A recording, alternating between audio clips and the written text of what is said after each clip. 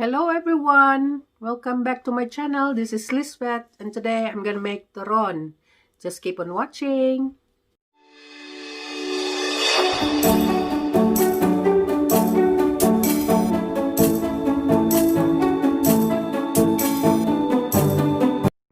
To start with, sliced peach, Nangka Strips, mix cinnamon and sugar, the banana slice, thinly sliced banana, spring roll wrapper, and then the brown sugar and cooking oil for frying. So pag-assemble nito, una, lagay muna natin yung wrapper, and then kuha tayo ng isang banana strip, slice banana, i-dip natin dito sa mix sugar and cinnamon. Tapos, lagay natin sa wrapper.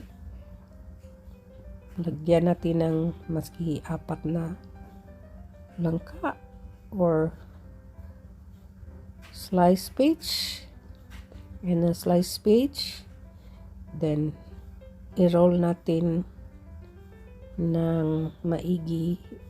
I-tight lang natin konti para hindi masyadong maluwang pag ma-fry na siya. So, meron tayong dalawang paraan paano pag-wrap ng turon. Ang una, ganitong style, yung square lang. Tapos, after sa end, dapat lagyan natin ng tubig para lang ma-seal ang wrapper. So, lagyan natin ng tubig, tapos i-seal na natin siya. Yun na. Yan ang first na style. Tapos, ang kasunod yung triangle. Na ito yung gusto kong style kasi yung pag sa end na hindi masyado makapal yung paglagay natin ng tubig. Pag-seal natin sa wrap. So, at least manggadang tingnan. Tapos, ganito pa rin. Depende din sa inyo. Kasi itong turon, ito dapat saging at saka, kaya nga tinawag siya ng turon kasi saging at sa wrapper. Yun ang bida. Pero nasa inyo lang ang anong gusto nyo. May langka. Sa akin, gusto ko may langka, may peach. Kasi meron pa akong naiwan mga peach sa last na vlog ko. Yung sa sushi. Kaya yun, nilagay ko na rin para magamit. Tapos yung mix sugar and cinnamon, twist ko yan. So, nasa inyo yung sugar lang ilagay mo, brown sugar. Depende lang sa inyo. Yan ang gusto kong magandang tingnan kung i-triangle style mo yung pag-wrap. So, fast forward natin. Ito ay maganda para pang negosyo, pang snack, dessert, pang pakain sa mga bisita. Tapos ito yung 20 ang nagawa ko. So, binudget ko na lang yung saba. So, for frying, lagyan natin ng oil, yung pan. Depende sa inyo kung gaano kadami yung oil nyo. Basta lang hindi siya mag-stick sa bottom ng pan. Tapos ito na yung. So ito na, paano natin malaman kung okay na yung oil, na ready na siya for frying. Tingnan mo yung bubbles na sa around ng handle ng wood ladle. Yan, kung mag-bubbles na siya, yan, okay na siya for frying. So dahan-dahan lang natin lagay yung turon.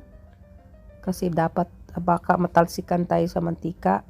Masakit pa naman yan o mahapdi. Tapos ito palang turon, pwede mo itong i-store sa freezer. And it will last for 2 weeks sa freezer. So, i-try mo na lang na i-wrap na maayos. Para hindi siya ma-contaminate sa ibang mga items sa loob ng freezer. So, yun. Baliktarin mo na lang yung turon para magpantay yung color niya hanggang magiging golden brown. Tapos niyan, yung mantikang naiwan, dapat i-save mo. Kasi pwede pa yan magamit sa ibang mga pang-frying. Mag-iwan lang tayo ng konting mantika sa pan, tapos lagay natin yung butter tsaka yung sugar. Shout out pala kay Connie Tolentino, my friend in the Philippines. Kumusta ka? Turon is a popular street food among Filipinos. It's sold along streets with banana queue, kamote queue, and maruya. But then again, ang turon pwede mong i-store, i-freeze for 2 weeks.